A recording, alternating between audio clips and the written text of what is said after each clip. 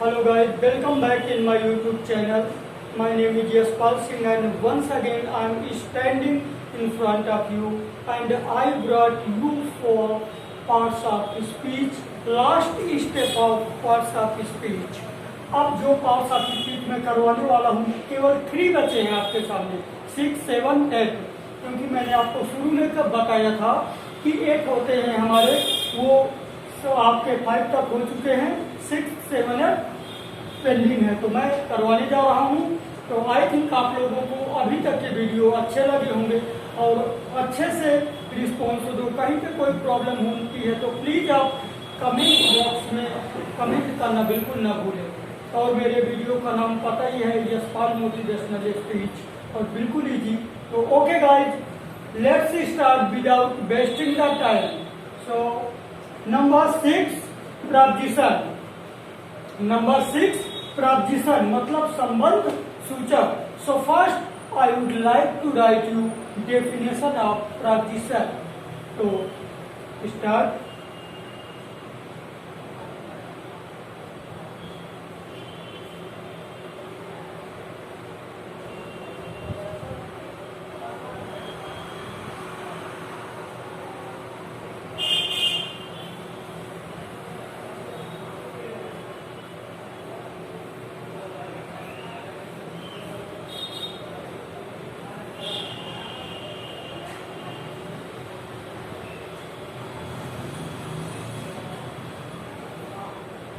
Yes, guys. It added noun pronoun to sentence. It is a definition of preposition. It added noun pronoun to sentence. यह noun pronoun को sentence से जोड़ता है। हिंदी में समझ लीजिए, यह नाउन प्रोनाउन को सेंटेंस से जोड़ता है। तो लेट्स एग्जांपल। ओके,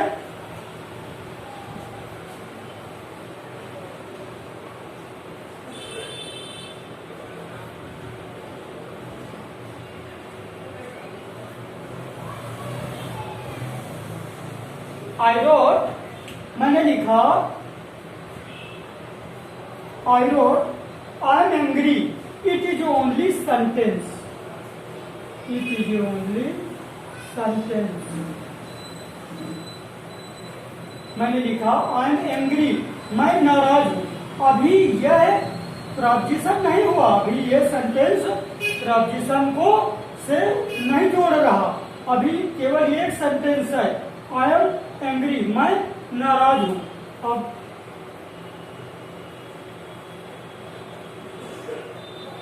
ये हो गया I am angry to you, ये हो गया आपका प्रपोजिशन और ये हो गया नाउन। मतलब प्रपोजिशन ने सेंटेंस को नाउन से जोड़ा, तो I am angry to you, यही है हमारा प्रपोजिशन। असल डेफिनेशन कह रही है, आप आइडिया लगा सकते हैं कि it added noun pronoun to sentence, मतलब जो हमारा प्रपोजिशन होगा वह सेंटेंस को नाउन से जोड़ेगा। तो क्लियर है? Okay, let's next example.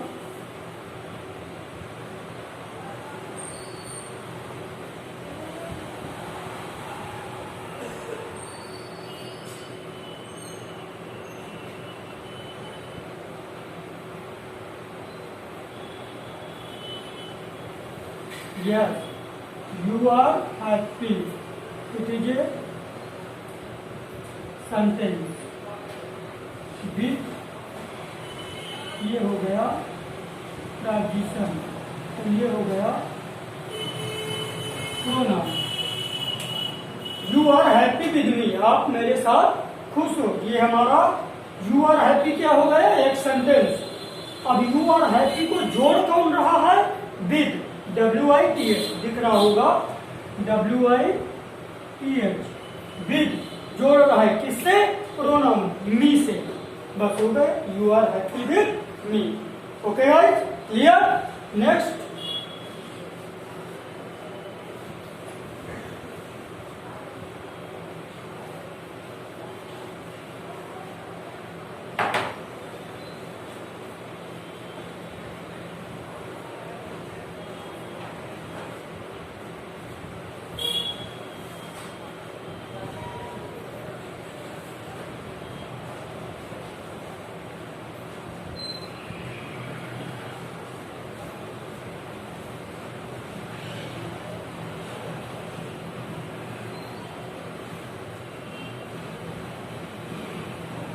Yes guys, दिख रहा है clear? Conjunction, number 7, conjunction. But first we should know that what is definition of conjunctions. Okay, तो Hindi and English alternate I will tell you definition first of conjunctions. Okay, so first I am going to tell you definition of conjunctions in English. Okay.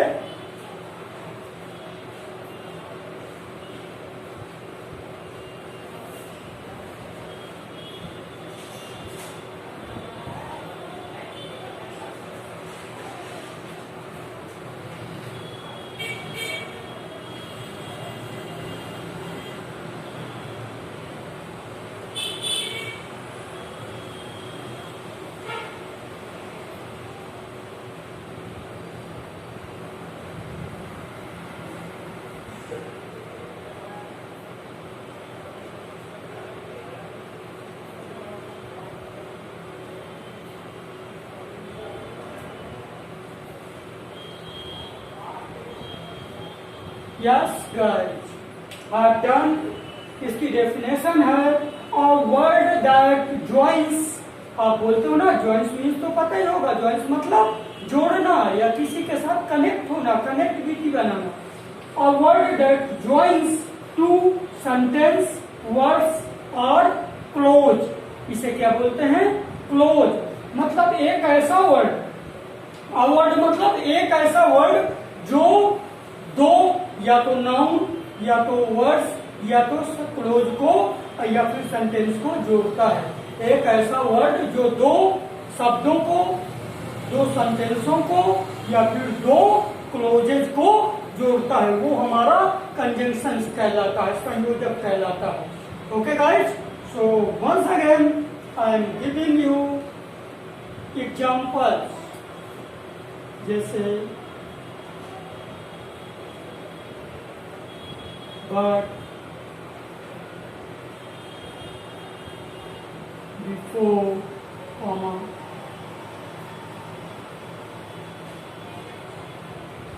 after,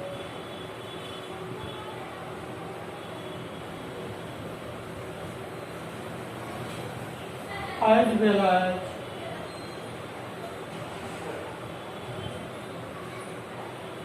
such, abstract. ये हमारे conjunctions होते हैं. Because it is not enough, I can give you a lot of conjunctions, but it is you should only have to understand. आपको केवल समझना है. Understand तो कितने हैं? 5 to 6 इनफ फॉर यू. आपको बस ये पहले समझ लो इनसे रिलेटेड सेंटेंस होते हैं. तो कंजंक्शंस का भी इंग्लिश ग्रामर में बहुत अच्छा रोल होता है, बहुत अच्छा यूज होता है. बस आपको डीपली समझने की जरूरत है. ओके गाइस, तो did you complete this? Have done? Clear दिख रहा है? Okay, so we have to come next.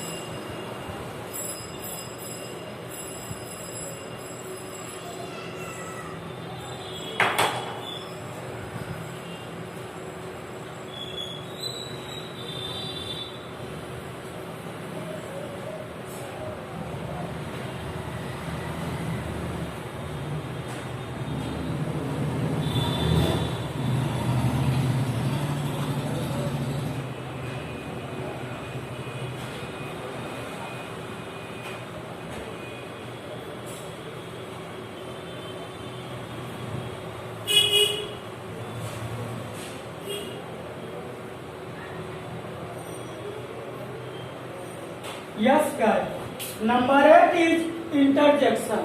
Interjection को हम हिंदी में क्या बोलते हैं? विस्मय बोधक. What have to speak? विस्मय बोधक. विस्मय बोधक मतलब जैसे कोई भी आपका वर्ड होता है, विस्मय बोधक, जब आप बहुत खुश होते हैं तो किस तरह की साउंड निकलती है. मतलब लो पहले, जैसे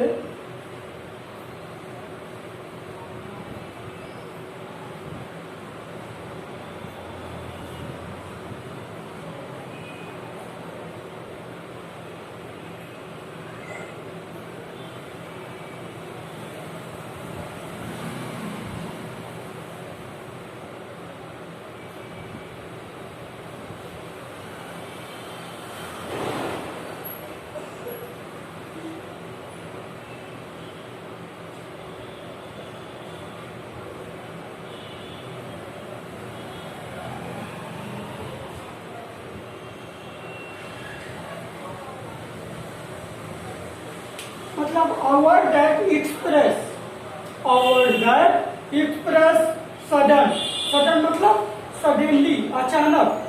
हैप्पी जब हम बहुत खुश होते हैं तब कैसे बोलते हैं?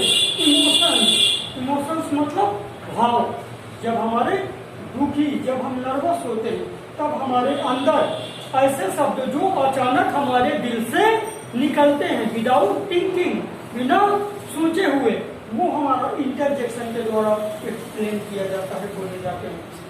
ये ऐसे वर्ड होते हैं जो हम सोचकर नहीं बोलते, ये सडनली, सडनली, सडन, सडनली अचानक हमारे दिल से निकलते हैं। जैसे कि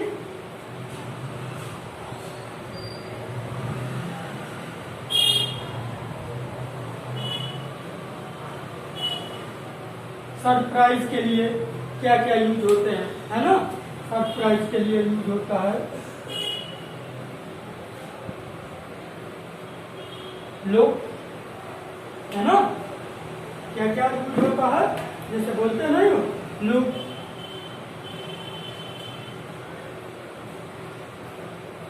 हे,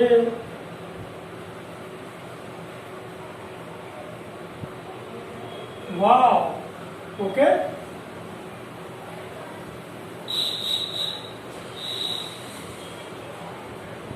सारो, सारो मीन्स दुख, दुख के लिए क्या होता है?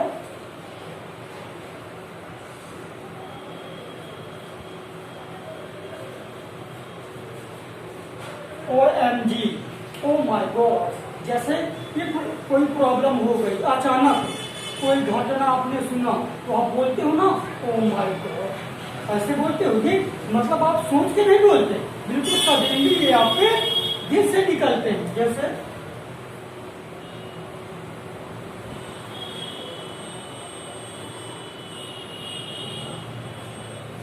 ओ शिट बोलते हो ना, जैसे आप किसी रास्ते पे चले जा रहे हो दोस्तों के साथ, अचानक पैर में मोच आ जाए तो क्या होता? ओ शिट बोलते हो कि नहीं?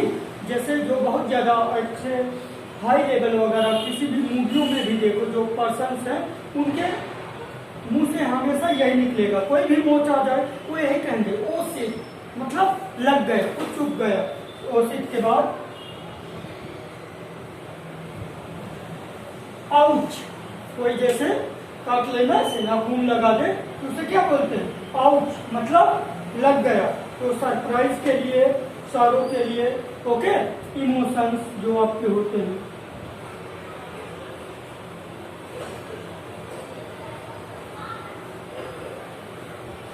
इमोशंस के लिए आपके होते हैं जैसे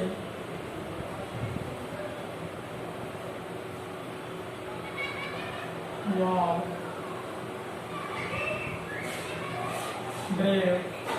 एब्स्ट्रैक्ट, ओके। तो ये हमारा फिनिश हो गया। अच्छी तरह देख लो, लिख लो डेफिनेशन, इंटरजेक्शन। तो आज से हमारा पार्ट्स ऑफ स्पीच फिनिश होता है। We are going to finish parts of speech from today and next time I tell you a lot of format for speaking English. Okay guys, so हो गया सबका।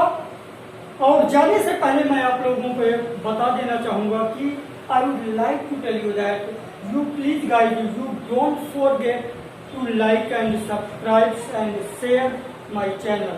Just like your friends want to be learn English but he didn't know about me.